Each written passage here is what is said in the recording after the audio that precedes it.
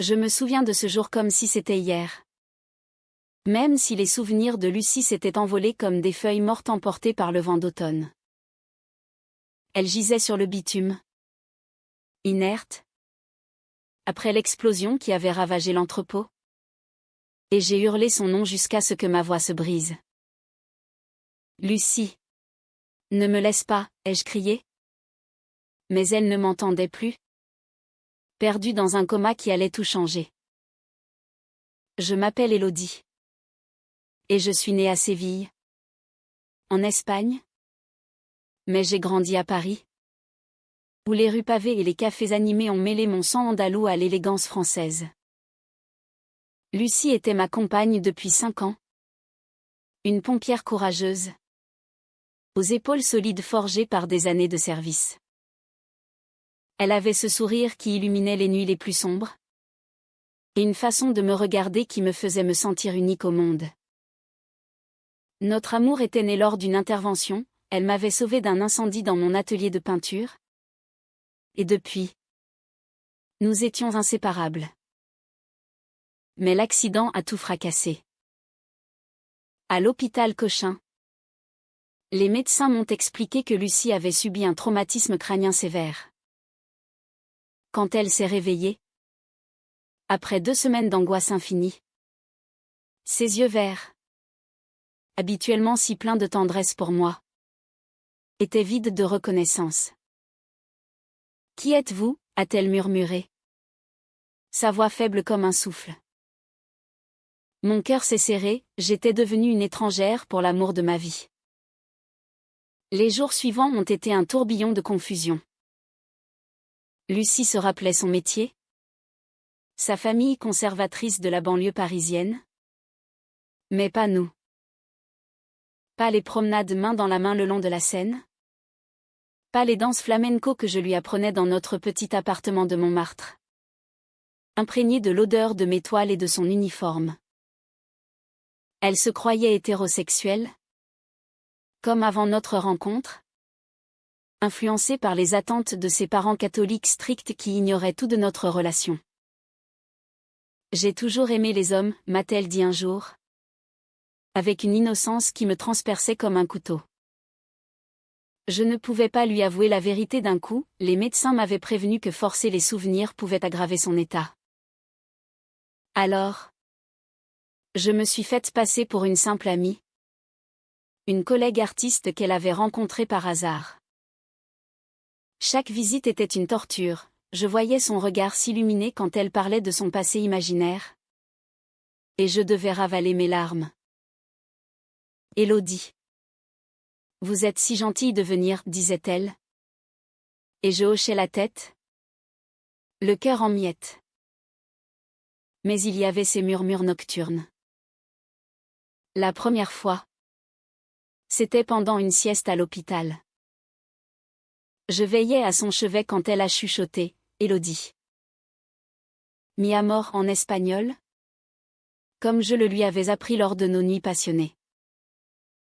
Mon pouce est accéléré, était-ce un signe que son subconscient se souvenait? J'ai noté ces moments.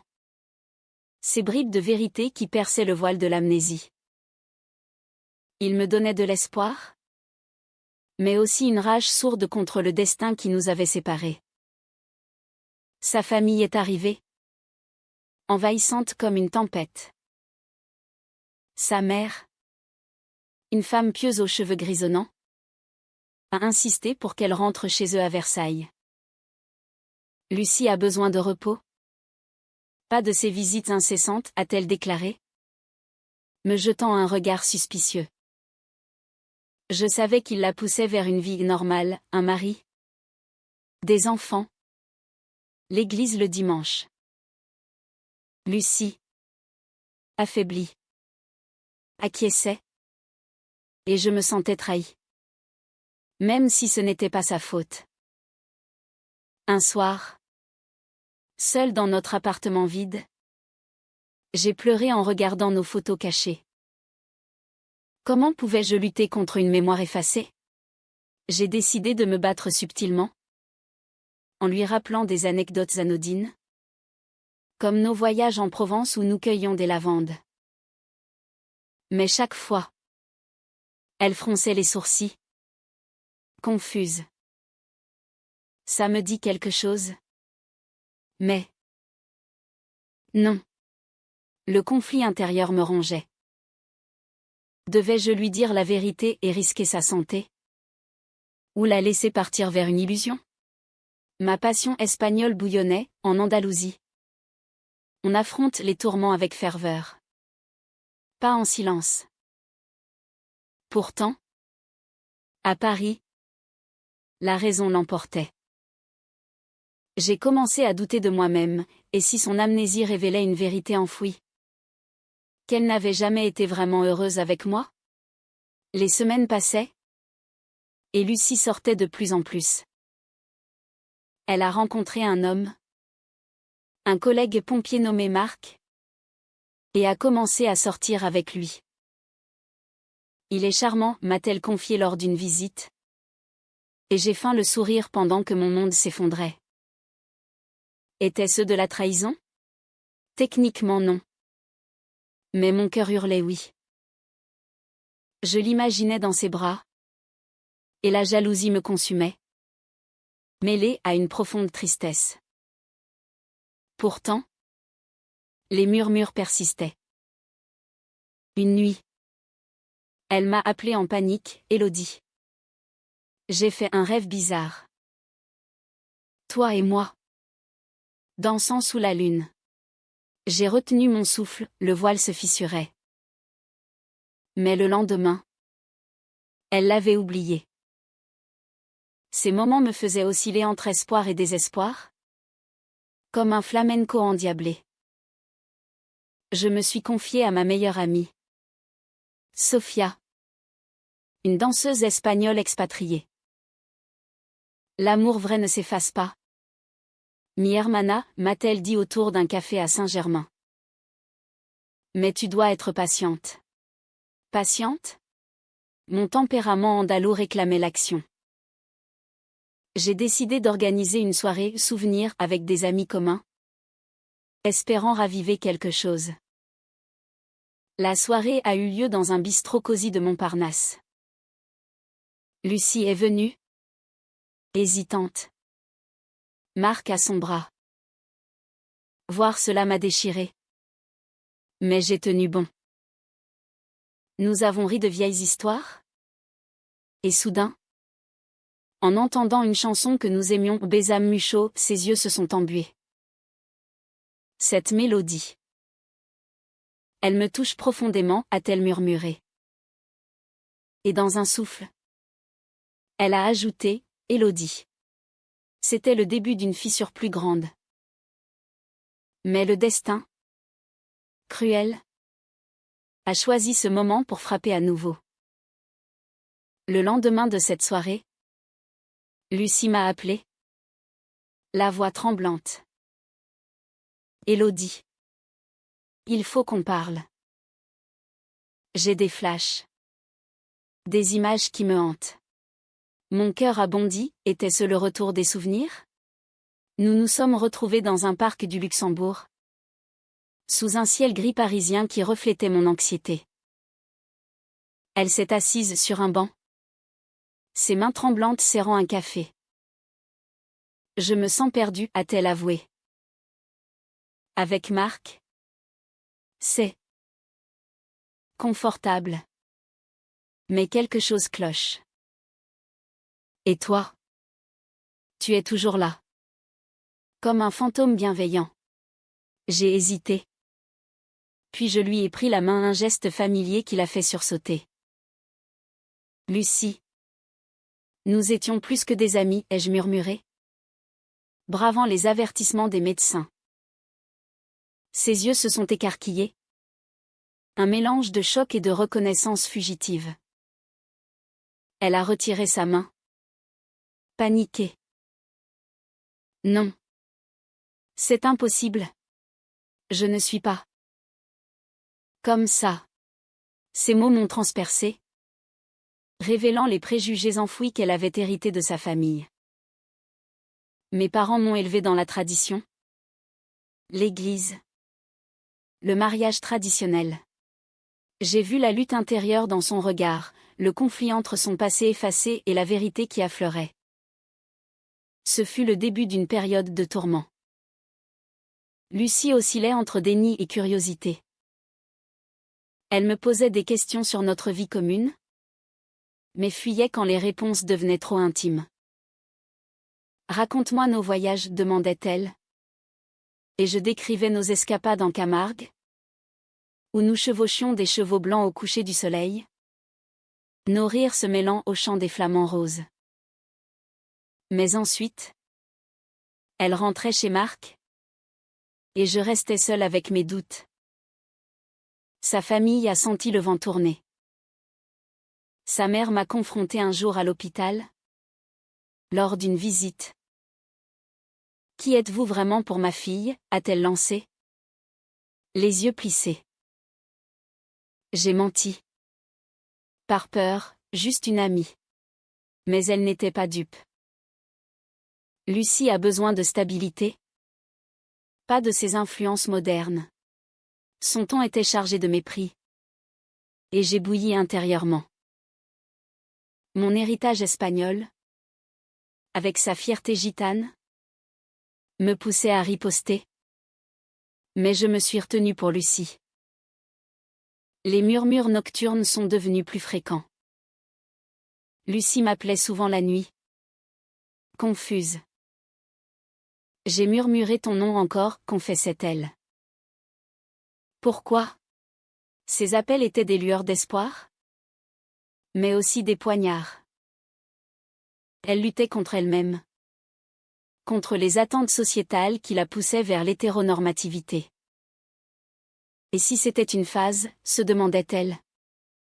Et je sentais la trahison dans ses mots. Même involontaire. Un soir, lors d'une dispute avec Marc, elle a débarqué chez moi. Il veut qu'on s'installe ensemble, a-t-elle dit. Les larmes aux yeux. Mais je ne peux pas. Nous avons parlé jusqu'à l'aube. Et pour la première fois depuis l'accident, elle m'a enlacée. Pas comme une amante, mais comme quelqu'un cherchant refuge.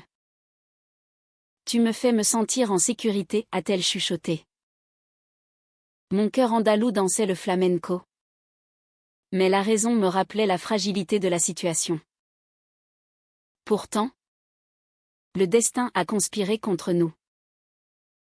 Marc, jaloux, a découvert des messages sur son téléphone, des appels nocturnes à moi. Il l'a confronté, l'accusant d'infidélité émotionnelle.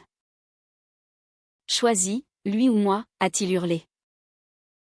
Lucie, paniquée, a choisi la sécurité apparente, elle a rompu avec lui. Mais m'a évité ensuite, se réfugiant chez ses parents. C'était une trahison qui m'a dévastée. J'ai erré dans Paris. De la tour Eiffel illuminée aux ruelles sombres du Marais. Quartier LGBT où nous avions tant de souvenirs. Ma passion espagnole explosait, j'ai dansé seule dans mon atelier. Des larmes coulant sur mes toiles abstraites inspirées de notre amour.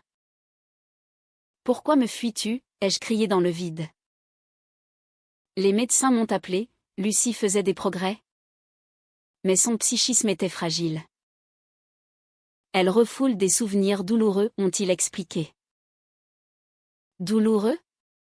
Notre amour l'était-il ? Cette révélation m'a fait douter de tout. Peut-être que forcer la vérité était égoïste.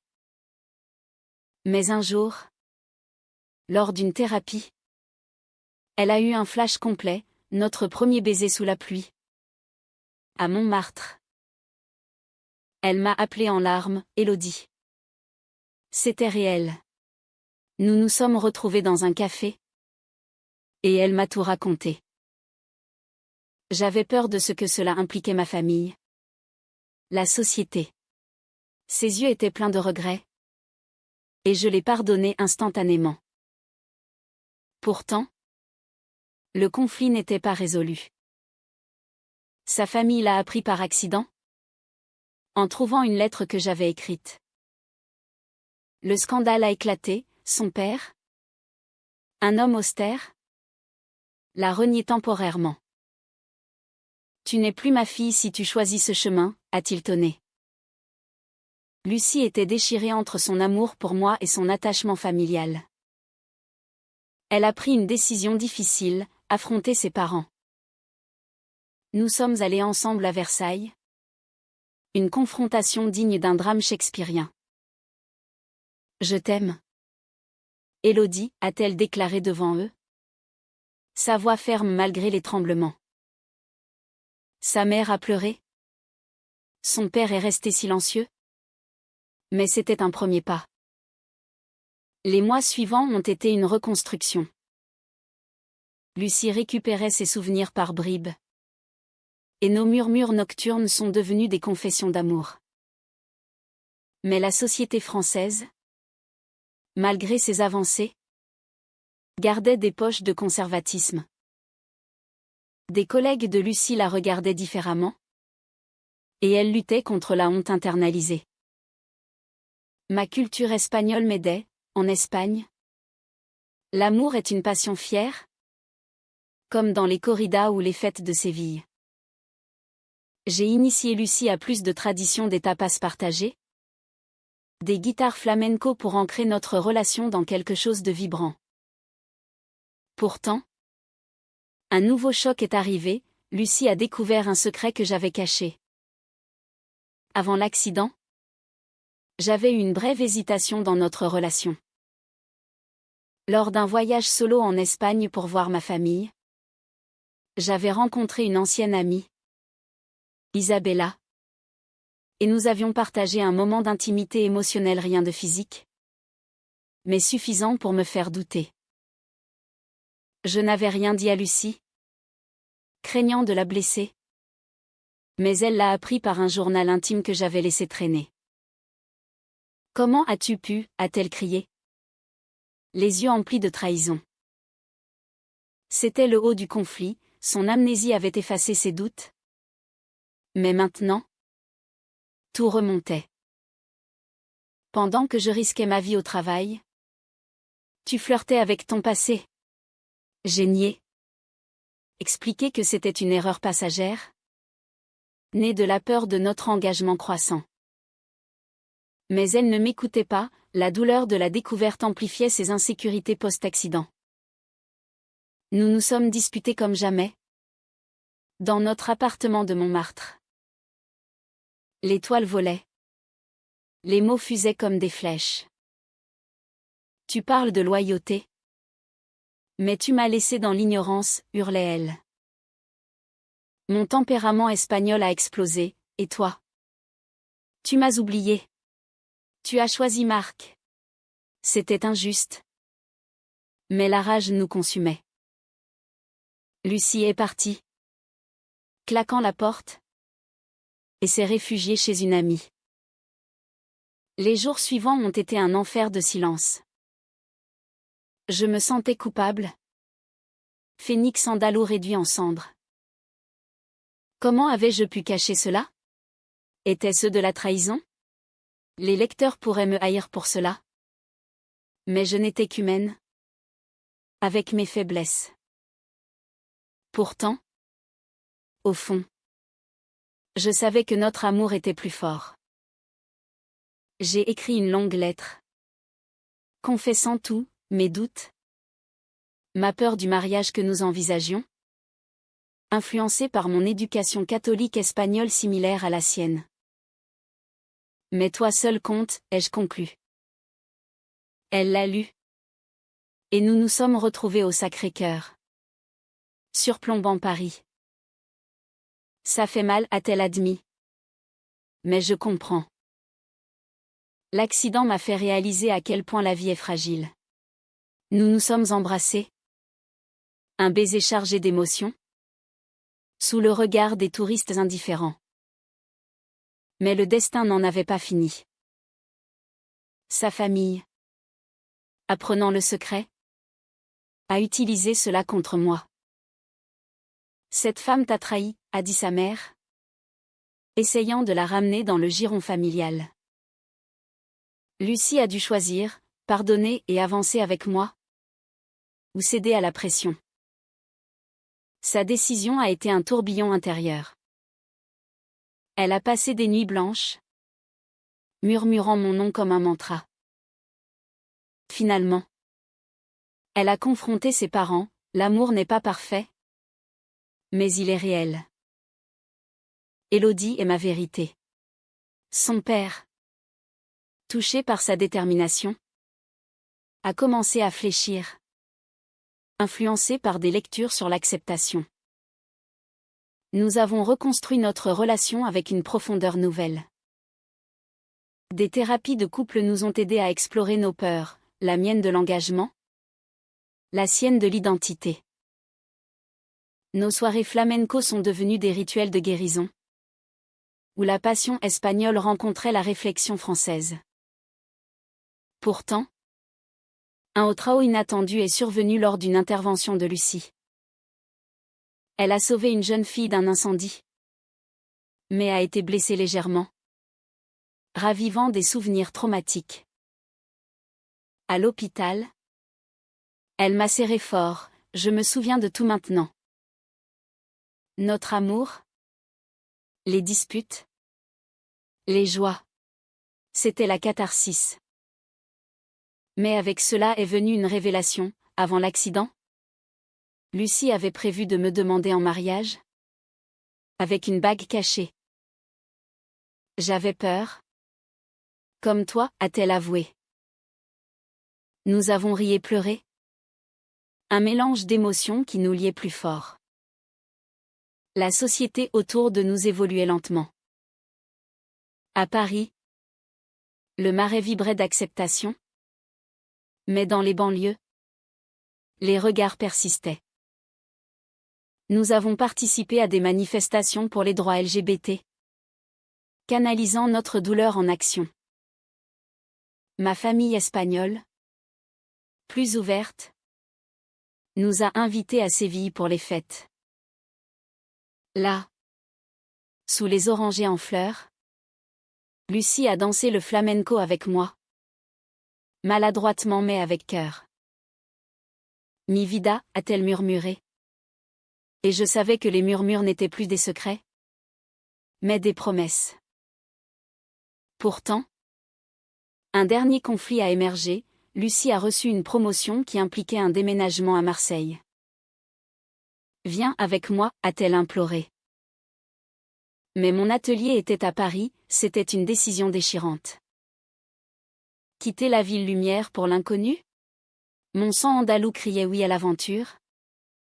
Mais la peur me retenait. Nous en avons débattu des nuits entières. Sans toi. Ce n'est rien, disait-elle. Finalement. J'ai choisi l'amour sur la sécurité, nous partirions ensemble. Emportant notre histoire comme un trésor. Mais avant le départ, un événement inattendu a tout remis en question. À la veille de notre déménagement, la mère de Lucie a eu une crise cardiaque.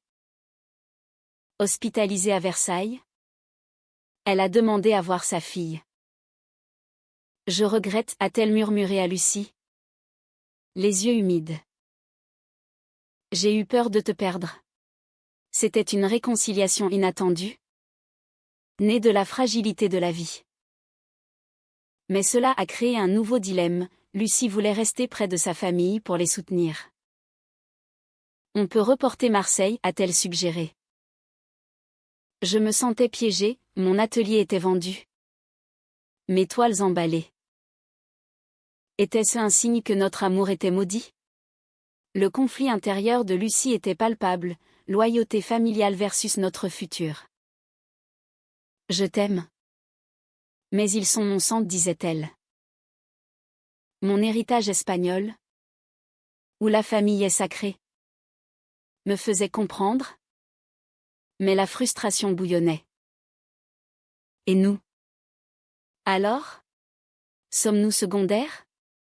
Nous avons traversé une période de tension, avec des disputes feutrées dans les cafés parisiens. Les lecteurs pourraient s'indigner de son hésitation. Mais qui n'a pas lutté entre amour et devoir? Finalement. Un compromis, nous resterions à Paris 6 mois. Le temps que sa mère se remette. Puis partirions. Cette décision a approfondi notre lien. Nous avons aidé sa famille. Et lentement, ils nous ont acceptés. Son père m'a même invité à un dîner. Maladroit mais sincère. Vous rendez ma fille heureuse, a-t-il admis. Avec le temps, les murmures de Lucie sont devenus des déclarations d'amour public. Lors d'une exposition de mes peintures, inspirée de notre histoire d'étoiles vibrantes de rouge et d'or, évoquant le flamenco et Paris, elle a pris le micro. Élodie. Tu es ma muse. Mon amour. La foule a applaudi.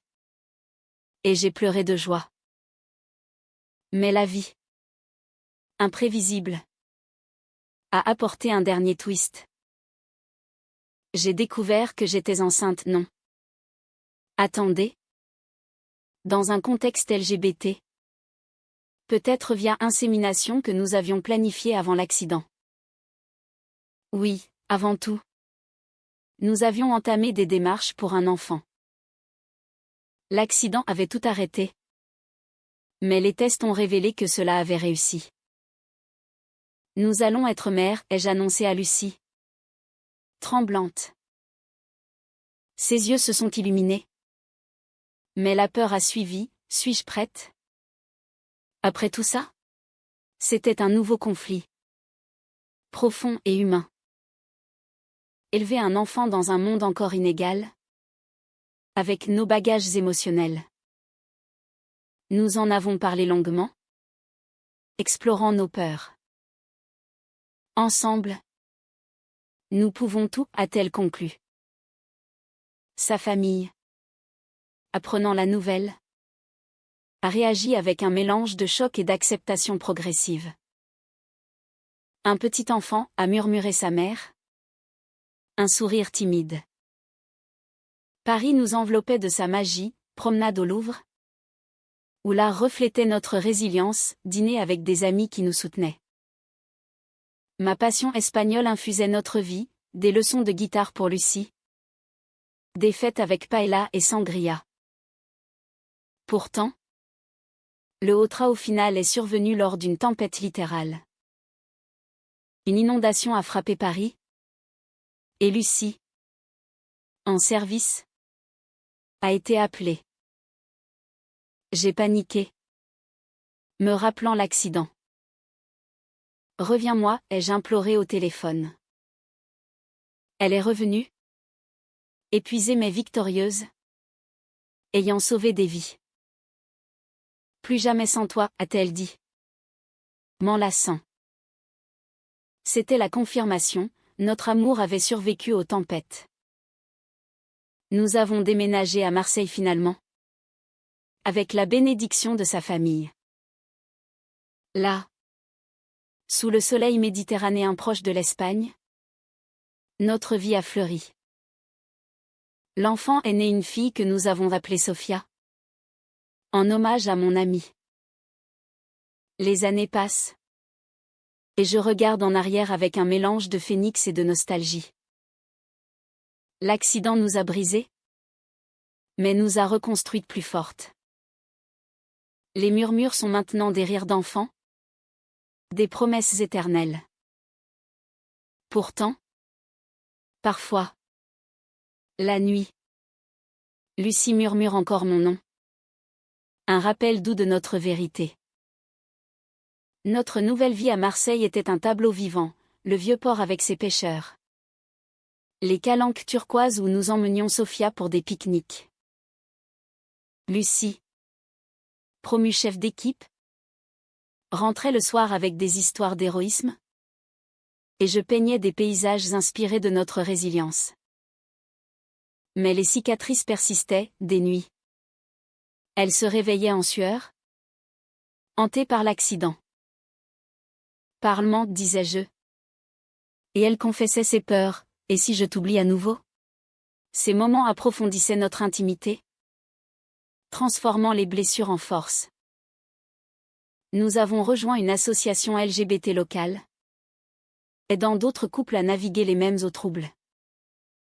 Sa famille nous visitait souvent, sa mère, guérie, tricotait pour Sofia, et son père apprenait l'espagnol pour communiquer avec moi. C'était une rédemption humaine, prouvant que l'amour peut guérir les fossés. Pourtant, un dernier secret a émergé, Lucie avait gardé la bague de fiançailles. Lors d'un anniversaire, sur une plage au coucher du soleil, elle s'est agenouillée. « Épouse-moi. Mi amor, a-t-elle dit. Les yeux brillants. J'ai accepté. Les larmes coulant. Sous les applaudissements de Sofia qui battait des mains. Le mariage a eu lieu à Séville. Fusion de cultures, une cérémonie française élégante avec des touches flamenco. Nos amis parisiens sont venus. Et même Marc, qui avait pardonné, était là comme témoin d'une amitié naissante. Aujourd'hui, des années plus tard, je raconte cette histoire pour ceux qui doutent. Notre amour, né d'un sauvetage, forgé dans le feu et l'oubli, est un témoignage de persévérance. Les conflits, amnésie, trahison perçue, pression familiale nous ont rendus plus empathiques. Lucie murmure encore parfois dans son sommeil. Mais maintenant, c'est avec un sourire. Élodie. Éternellement. Et je réponds en silence, toujours.